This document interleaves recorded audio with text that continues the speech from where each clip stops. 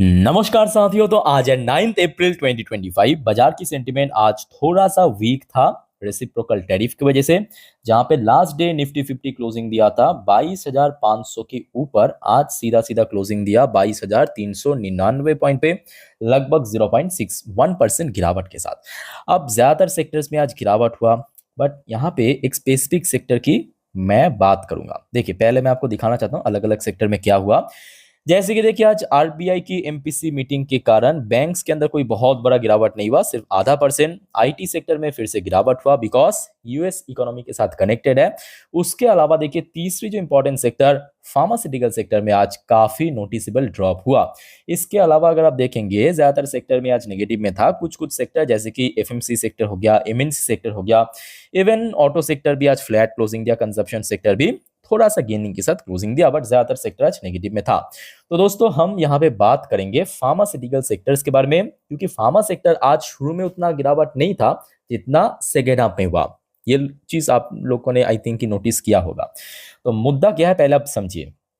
जब 2 अप्रैल, डेट याद है ना, 2 अप्रैल, ओके, जिस दिन पूरे दुनिया भर की देश के ऊपर यूएस ने टैरिफ लागू किया, उसके पहले दोस्तों डोनाल्ड ट्रंप की तरफ से कहा गया था कि फार्मास्यूटिकल सेक्टर के ऊपर कुछ बड़ा टैरिफ लागू किया जा सकता है। ओके, तो 2 अप्रैल के दिन हमने देखा कि एज सच कोई फार्मास्यूटिकल सेक्टर या कोई स्पेसिफिक सेक्टर को टारगेट नहीं किया था, बल्कि स्पेसिफिक जो कंट्रीज था उनमें डिफरेंट टाइप ऑफ टैरिफ लागू किया। ओके, अब देखिए, ये जो अपडेट है ये दोस्तों आज सुबह सुबह का अपडेट है। पहले आप देख लीजिए, ये एकदम यूएस गवर्नमेंट ऑफिशियल की तरफ से ये अपडेट आ चुका है। Donald Trump tariffs new round to begin question mark. US president से मेजर ड्यूटी। कौन कहा ये? यूएस प्रेसिडेंट मतलब डोनाल्ड ट्रंप ने ये कहा कि मेजर ड्यूटी, मेजर मतलब यहाँ पे एक बड़ा सा एक्साइज ड्यूटी आप बोल सकते हो कि टैरिफ जिसे हम बोलते हैं, ठीक है। Major duty on pharma imports coming soon. Proper ढंग से इन्होंने मेंशन कर दिया। यहाँ पे आप देख सकते हो लाइव मेन की वेबसाइट में अलग अलग मीडिया ने इसको कवर किया। जैसे कि देखिए, हिंदुस्तान टाइम ने लिखा है कि European Indian pharma stocks decline after Trump again threatening tariff. किसके ऊपर? फार्मास्यूटिकल सेक्टर के ऊपर। अब देखिए, यहाँ पे इकोनॉमिक टाइम ने कुछ ऐसा लिखा कि देखिए, Gland Pharma others pharma stocks fall up to 6% as Trump signal major tariff on import. किसके ऊपर? Pharmaceutical sector. अब ये मैं कहूंगा भारत की जो फार्मा कंपनीज हैं उनके लिए काफी चिंताजनक बात है। क्यों है? क्योंकि हो सकता है आप में से बहुत सारे निवेशक को मालूम नहीं है, भारत ना केवल एक बड़ा आईटी एक्सपोर्टर है पूरे दुनिया भर में, बल्कि उसके साथ साथ एक बहुत बड़ा फार्मास्यूटिकल जो प्रोडक्ट है उसका भी एक्सपोर्टर है। एज पर रिपोर्ट फाइनेंशियल 24 में, मतलब लास्ट फाइनेंशियल ईयर पे भारत ने पूरे दुनिया में, कहां पे? पूरे दुनिया में 27.9 बिलियन डॉलर की फार्मा प्रोडक्ट एक्सपोर्ट किया था, जिसके अंदर आपका मेडिसिन हो सकता है, अलग अलग टाइप की ड्रग्स हो सकता है, अलग अलग टाइप की सिरप्स हो सकता है। और सबसे नोटिसेबल पार्ट यह है, इनमें से जो ज्यादातर एक्सपोर्ट हुआ था वो दोस्तों यूएस में हुआ था। कितना? ये देखिए, टोटल एक्सपोर्ट कितना किया था? 27.9 बिलियन डॉलर, जिसमें यूएस को ही एक्सपोर्ट किया था 8.7 बिलियन डॉलर, जो कि अपने टोटल एक्सपोर्ट की 31%। तो आप समझ सकते हो ना कि अपने टोटल एक्सपोर्ट की 31% कहां पे एक्सपोर्ट किया? यूएस में। तो थ्रेट कौन दिया? डोनाल्ड ट्रंप, मतलब यूएस सरकार ने। तो कहां पे इंपैक्ट आएगा? इन्हीं 31% पे। मतलब अमाउंट वाइज अगर हम बात करें 8.7 बिलियन डॉलर पे।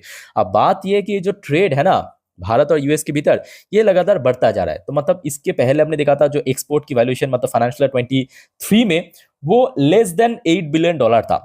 7 पॉइंट, मुझे जितना याद आ रहा है 7.8 बिलियन डॉलर के आसपास था। एक बात बस देख लेना आप लोग, ठीक है। और अभी आप देख सकते हो फाइनेंशियल 24 पे वो बढ़ के 8.7 बिलियन डॉलर पर आ चुका है। ये फाइनेंशियल 24 की डेटा है।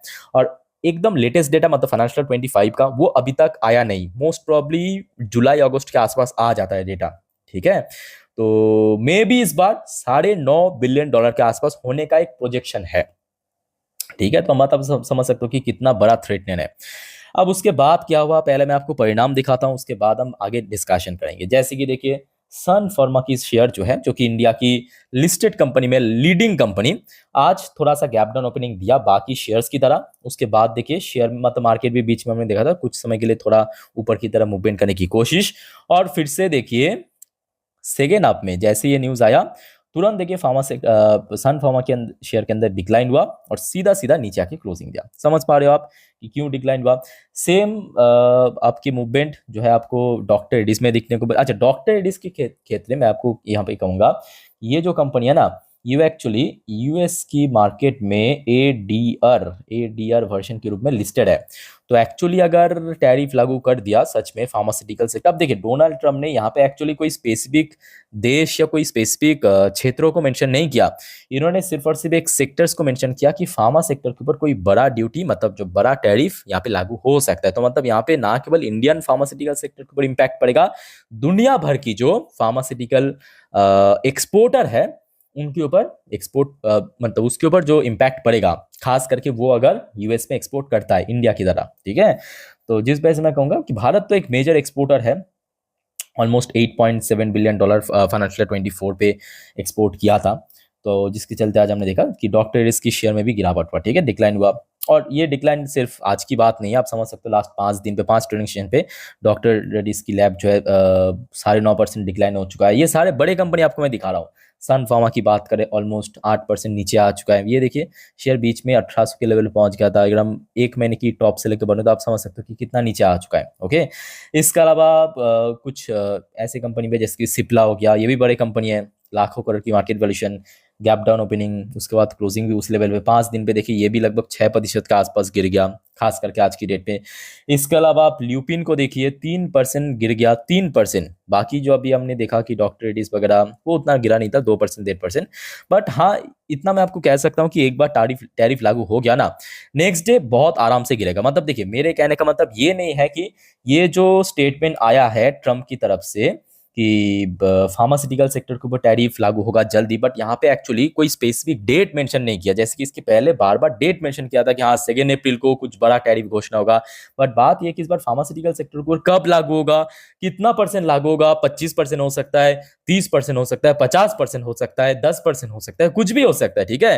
तो एक्चुअली ये किसी को मालूम नहीं है, और जिसके कारण आज हमने देखा गिरावट जरूर हुआ, डिक्लाइन जरूर था शेयर्स, बट उतना नहीं हुआ जितना लागू हो जाने के बाद होता है। समझ पा रहे हो ना। तो एक बार लागू हो गया, क्योंकि देखिए डोनाल्ड ट्रम्प ने ये कह दिया, मतलब ये आप जान लीजिए होने का चांस यहाँ पे 98% है। कितना परसेंट? 98% चांस है कि आज नहीं तो कल, एक हफ्ता बाद भी हो सकता है, डज नॉट मैटर, बट होगा जरूर, 98% चांस है।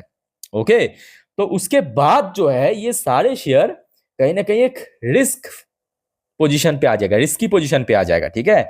तो सिप्ला को आप देख लीजिए इतना परसेंट गिरा, लुपिन आज इतना परसेंट गिरा।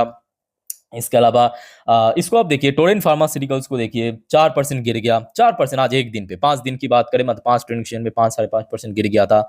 इसके अलावा ग्लैंड फार्मा को आप देखिए, ग्लैंड फार्मा 2% गिर गया 5 दिन पे। जस्ट इमेजिन 15% क्रैश, 15 से 16% क्रैश हो चुका है जस्ट ओनली 5 ट्रेडिंग सेशन।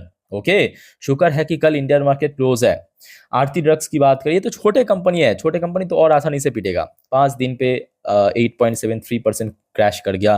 तो देखिए यहाँ पे कुछ 6-7 कंपनी की नाम आपके सामने मैं मेंशन किया, बट बात ऐसा नहीं है कि जब गिरावट होगा इंटायर जो फार्मास्यूटिकल सेक्टर है ना उसमें आपको डिक्लाइन देखने को मिलेगा।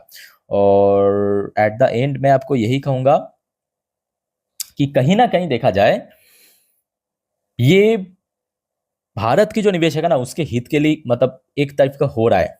आप पूछेंगे ऐसे क्यों आप कह रहे हो, क्या टैरिफ अच्छा है? अच्छा नहीं है, क्योंकि अगर आप देखेंगे अच्छा तो बिल्कुल ही नहीं है। बट भारत की आज स्ट्रॉन्ग कंपेटर कौन है? सिंपल बात है, चाइना है। चाइना के ऊपर कितना परसेंट इम्पोज किया? 104%। भारत के ऊपर कितना परसेंट इम्पोज किया? 26%। दोनों में हम अंतर समझ आ रहा है ना। चाइना भारत दोनों ही एक मेजर एक्सपोर्टर है। मानता हूं कि चाइना के साथ व्यापार यूएस की बहुत ज्यादा होता है, बट भारत के साथ ना जो ट्रेड है वो लगातार बढ़ता जा रहा है। और ऐसे सिचुएशन पे अगर चाइना के ऊपर 104% की टैरिफ लेता गया यूएस सरकार ने, चाइना का जो ट्रेड है, ट्रेड वैल्यूएशन वो घटता जाएगा, भारत की जो ट्रेड वैल्यूएशन है वो बढ़ता जाएगा, क्योंकि डिमांड तो लगातार बढ़ेगा, डिमांड तो कम ही नहीं। तो जिस कारण मैं कहूंगा कि ये एक बहुत बड़ा अपॉर्चुनिटी है, खास करके लॉन्ग टर्म इन्वेस्टर्स के लिए खास करके, ठीक है। मैं आपको ये नहीं कहूँ कि स्पेसिफिक कोई शेयर्स वगैरह, नहीं, लॉन्ग टर्म इन्वेस्टर्स के लिए एक अच्छा मौका है, ठीक है। बाकी दोस्तों और कोई आपका कंफ्यूजन है, डाउट है, कमेंट करके बताइए। बाय द वे, वीडियो को वाइंड अप करने से पहले आप सभी को एक छोटा सा रिक्वेस्ट करूंगा, अगर आपने अभी तक चैनल को सब्सक्राइब नहीं किया, सब्सक्राइब करके रखिए। वीडियो अच्छी लगे तो लाइक करना। और आज रात की जो दोस्तों 10:30 वाली वीडियो आएगा, जिस पर हम इसी से रिलेटेड पूरा अपडेट देंगे।